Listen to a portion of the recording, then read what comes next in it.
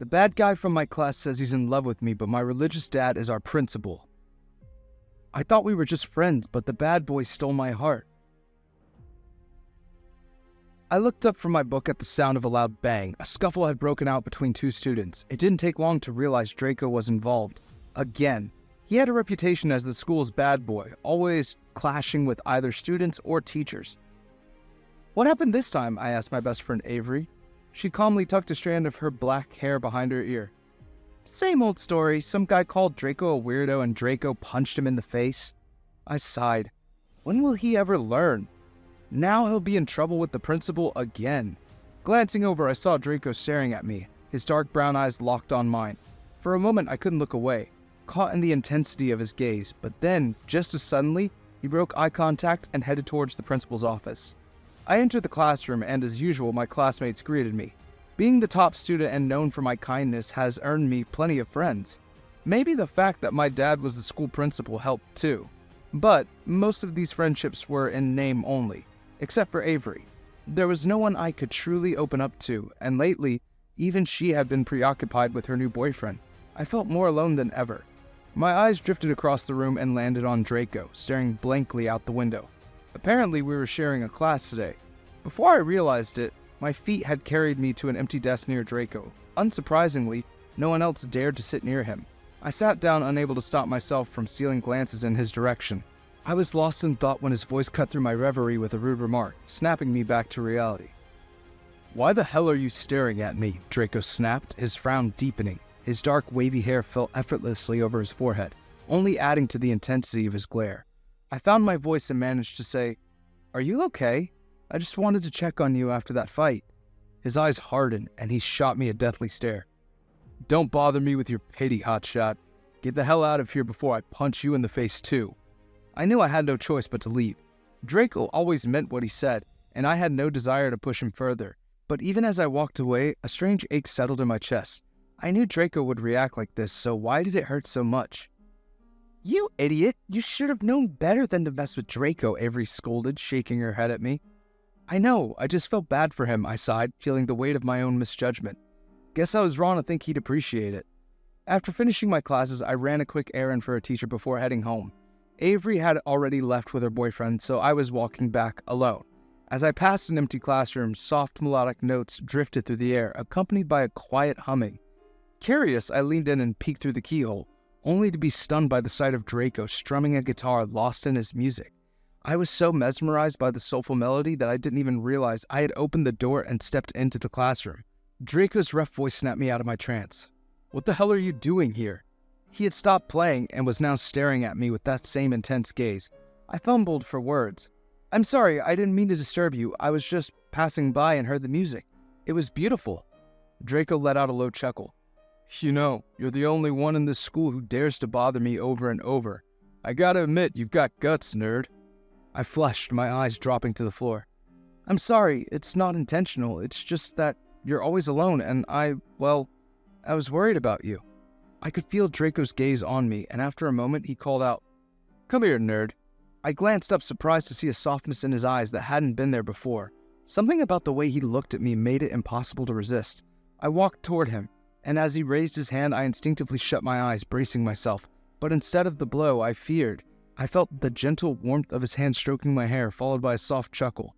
I opened my eyes in surprise, meeting his smile, unexpectedly beautiful and far from the hardened expression I was used to. "Don't worry, Edward," he said quietly. "I'm not going to hit you. I'm not as bad as people think." For some reason, hearing him say my name sent a warm thrill through me. Without thinking, I reached out, brushing his dark hair away from his eyes. It was softer than I'd imagined. Draco stiffened at the touch, and before I could react, he gripped my hand firmly, leaning in close. His voice dropped to a whisper in my ear. "Edward, I hate being touched without permission." Yet, he made no move to remove my hand from his hair. Minutes passed, and the sudden realization hit me. I was getting late. Draco, I need to go." "So soon?" His voice held a hint of sadness that I didn't quite understand. "Well, at least let me walk you home." "No, it's fine. I can go by myself," I replied, worried about what might happen if any of the teachers spotted us together.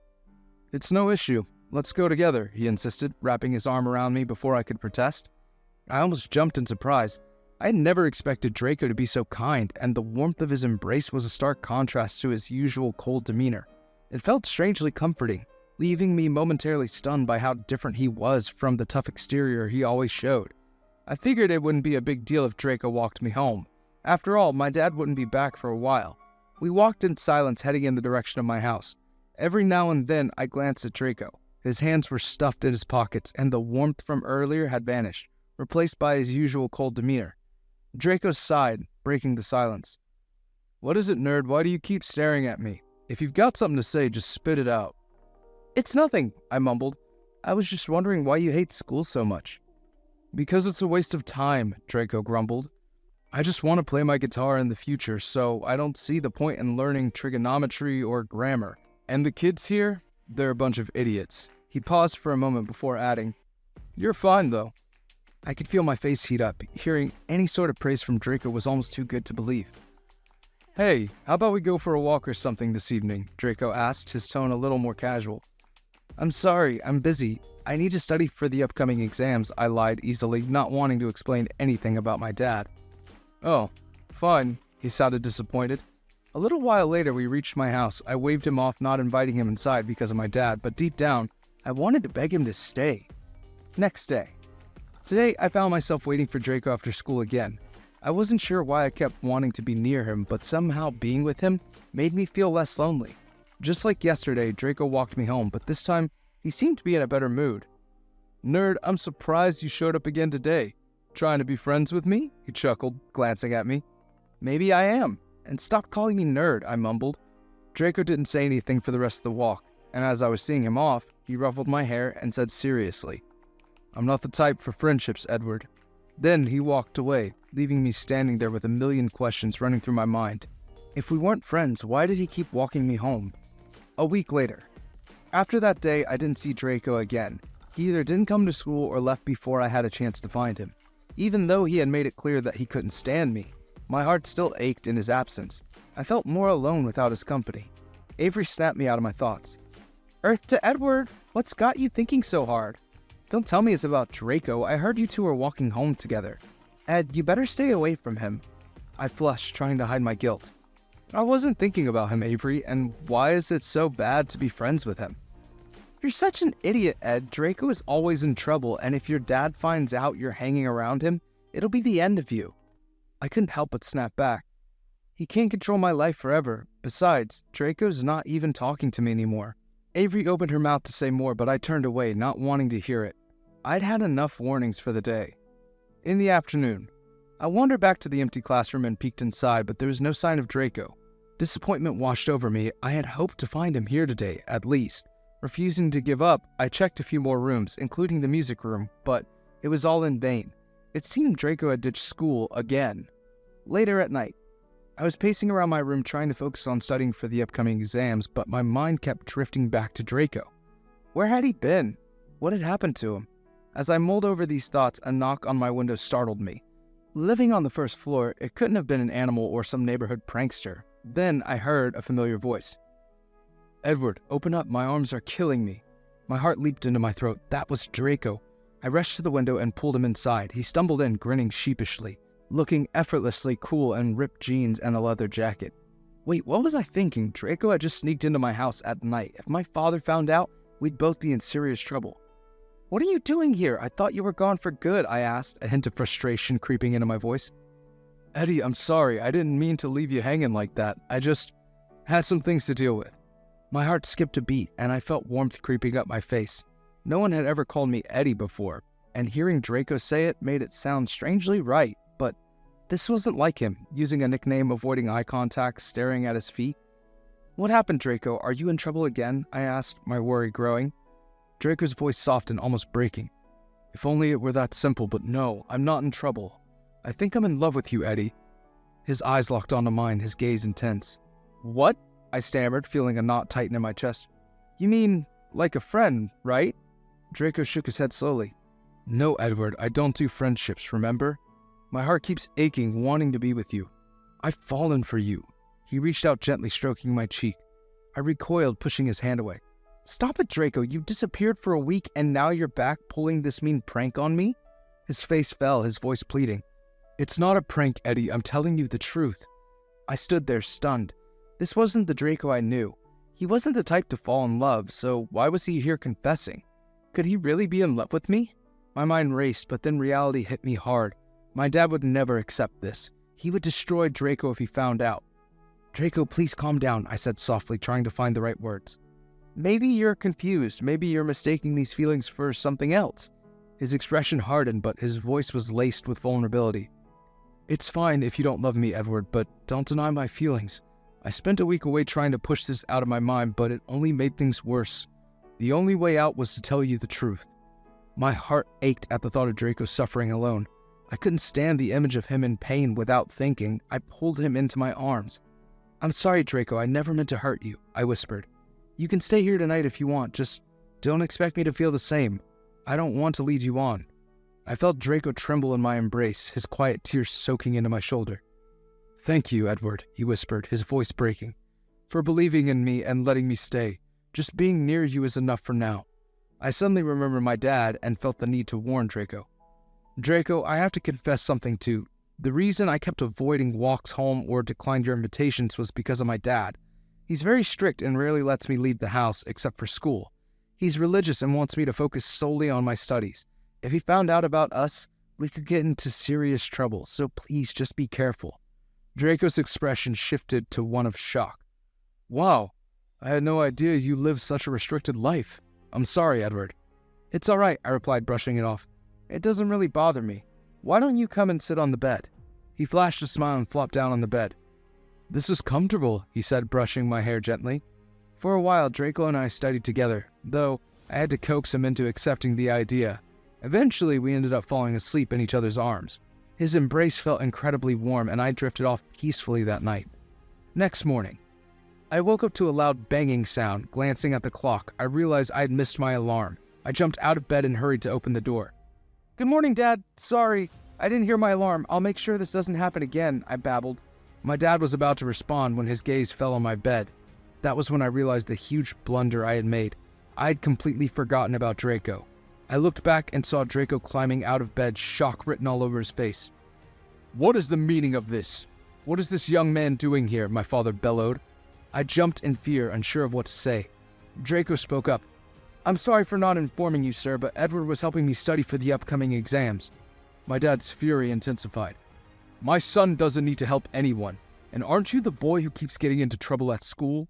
Stay away from my son or it won't end well for you. He turned to me, his voice dripping with menace. The same goes for you, Edward. I'm so sorry, Dad. It won't happen again, I stammered, fear tightening in my chest. Seeing me upset, Draco stepped forward defiantly. This is so unfair. You didn't do anything wrong. I'm the one to blame. If we want to be together, you can't stop us. A sharp crack echoed in the room. My dad had slapped Draco. I trembled in horror, my heart racing. I couldn't believe things had escalated this far. I'll say this one more time. Stay away from my son. If you don't, I won't just expel you from my school. I'll make sure you're blacklisted from every school in the city. But, Draco began to argue, but I cut him off. Please, Draco, I don't want you to get in trouble because of me. Just go. He looked at me for a moment, his eyes filled with a mix of frustration and hurt, then turned and left, glaring at my dad as he walked out. Edward, if you're going to school to engage in such shenanigans, there's no need to go at all. I'll speak to your teachers. You will remain locked in your room until your exams are over. No friends, no phone. Got it? He glowered at me. Yes, Dad, I understand, I replied sadly, handing over my phone. I realized this was just the beginning of my nightmare, and I had even gotten Draco into trouble. Yet despite everything, all I wanted was to run into his arms. 4 days later, I paced around my room, trying to study for my exam starting tomorrow, but my mind was in disarray. With no friends to talk to and confined to my room day and night, I felt myself slipping into madness. My dad was behaving even more harshly than usual, adding to my anxiety. And then there was the issue of Draco. Despite my father's warnings, I missed him terribly and longed to see him, but was this feeling just friendship or something more? My mind couldn't decide. All I knew was that I had to avoid Draco at all costs tomorrow. Next day. Thankfully, my exam went well. I had been a bit worried due to everything, but the paper wasn't too difficult, so I was able to answer everything correctly. Edward, Avery shouted, rushing towards me. How was your exam? I don't think I'll get a good score. I wasn't able to study properly, she complained. Avery, if you spend all your time with your boyfriend, of course you won't be able to study, I sighed. Hey, that's rude. Elijah was busy studying by himself. He didn't even come to meet me, she pouted. I wasn't really interested in talking to her, nor did I want to put another person in trouble. I'm sorry, Avery, I need to go. I'm still feeling unwell, I lied, using my sick leave as an excuse for not coming to school. All right, Ed, please take care of yourself. You look terrible, she replied, waving goodbye. As I walked through the corridor, someone grabbed my hand and pulled me into the washroom. I was about to scream when I heard a familiar voice. Don't shout, Eddie, or we'll get in trouble, Draco looked at me sadly. He looked worse than I felt. His wavy hair was a mess and his dark eyes were tired and red. He began stroking my hair gently. What are you doing, Draco? You're going to get us both in trouble, I snapped. I'm sorry, Eddie, but I miss you terribly, he replied, pulling me close. I stiffened for a moment, but then melted into his embrace. I had no idea what to say to him. I missed him too. Ed, I know you weren't unwell. Your father must have locked you in your room. That man is a monster. Why don't you leave him and come with me? He looked at me intently. But I remained silent, not wanting to accept the truth, and lacking the courage to leave my home. Eddie, I know you have feelings for me too. Say if I'm wrong, he pleaded. But I couldn't accept nor deny his words.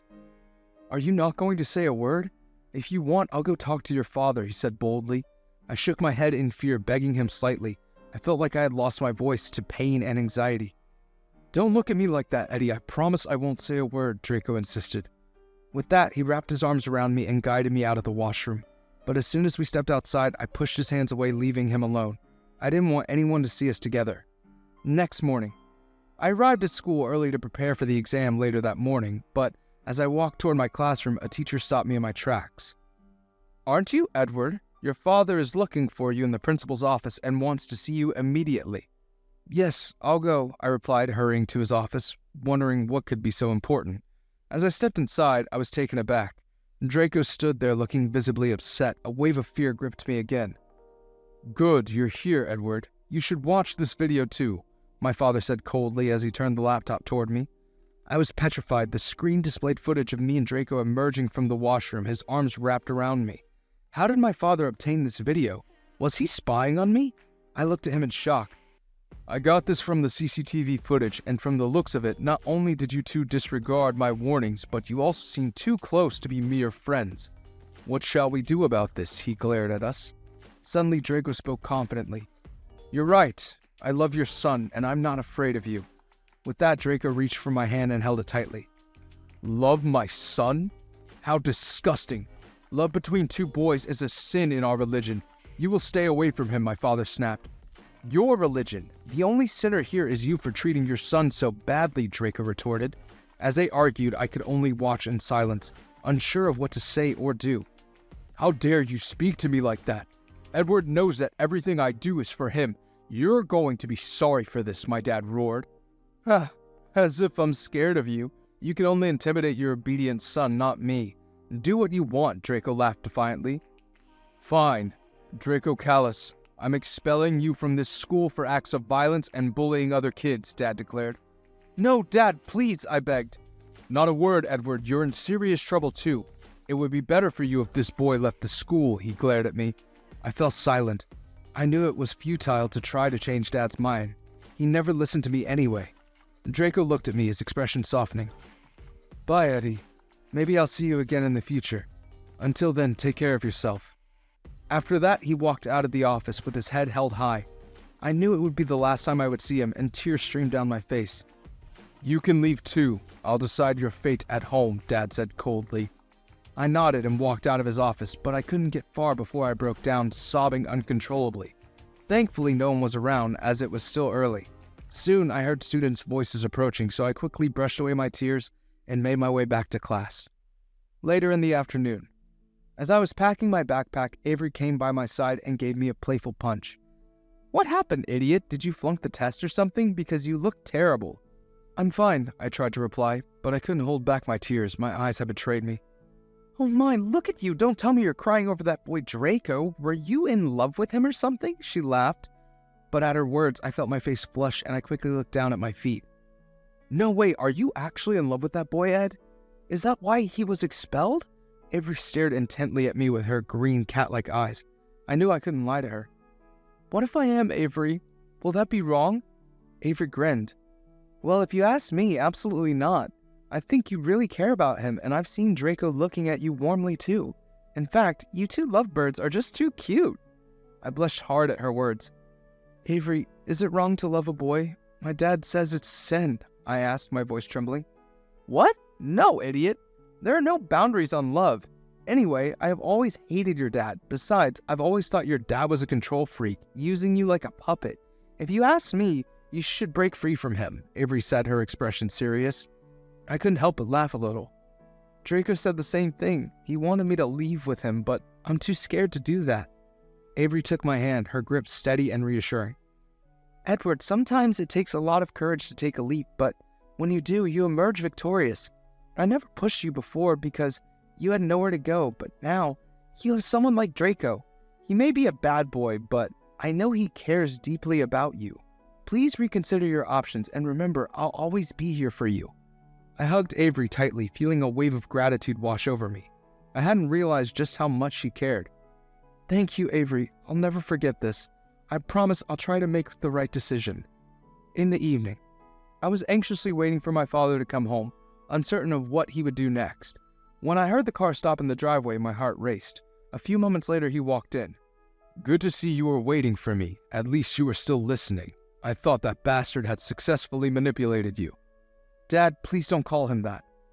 Why not? I have a lot of colorful words to describe him, but I don't want to dirty my mouth on that scum, Dad bellowed. Dad, you can't talk about him like that. He's my friend, I pleaded again. Well, you're not allowed to have friends anymore. No phone, no TV, nothing. From now on, you will focus solely on your studies. I'll be keeping a close watch on you. That's not fair, Dad. I didn't do anything wrong. Suddenly, he gripped my shirt collar and snapped. You're lucky you're my son. Otherwise, you would be in serious trouble for committing such a sin. I didn't commit any sin. I just love him, I retorted defiantly. As soon as I said that, he slapped me hard. A sharp sting shot through my face, and I could taste blood from my split lip. Gently touching my cheek, I looked at him with a mix of hatred and fear. Not another word, he thundered. As punishment for saying that, you will be locked in your room for a week with only 2 meals a day. That should put some sense into you. Now get to your room and think about your choices. I dashed back to my room, my cheek still throbbing from my father's slap. As I collapsed onto the bed, sobs racked my body. There was no way he was my father. No parent should treat their child like this. I couldn't bear to live under his roof any longer. My gaze fell on my notebook where Draco had scrawled his address the night he stayed over. Determination surged within me as I began to pack my backpack. I knew exactly what I had to do tonight. After midnight, I tried to make as little noise as possible while climbing out of the window. Carefully, I landed on the ground, the cool earth beneath my feet grounding me in the moment. A few drops of rain splattered on my face, and I looked up at the sky, which was heavy with dark clouds. A storm was brewing, mirroring the turmoil in my heart. It felt as if life were conspiring against me. I walked for what felt like an eternity with no cars or buses in sight and no phone to call for a cab. Suddenly, the sky opened up and rain began to pour. I sprinted to find shelter, struggling to see anything in the darkness. By the time I finally found cover, I was completely drenched. As I waited for the downpour to ease, I couldn't help but wonder what Draco and his family would think of me. Would he accept me, or would he hate me for disrupting his life forever? When the rain finally stopped, I resumed my journey toward Draco's house. A little while later, I stood in front of a massive house that loomed above me. I gasped in surprise. I had no idea Draco came from such wealth. I rang the doorbell, my heart racing as I waited for someone to answer, secretly hoping it would be Draco. I heard footsteps approaching and then stopped just behind the door. With bated breath, I braced myself. When the door swung open, a familiar voice called out, "Eddie?" Without thinking, I fell into his arms. Overwhelmed by emotion, I began to sob, and he hugged me tightly, holding me close as we lingered in that embrace, savoring the warmth and comfort of being together. Draco leaned in and whispered softly, "Eddie, you're drenched. You'll catch a cold. Let's get you inside and change your clothes."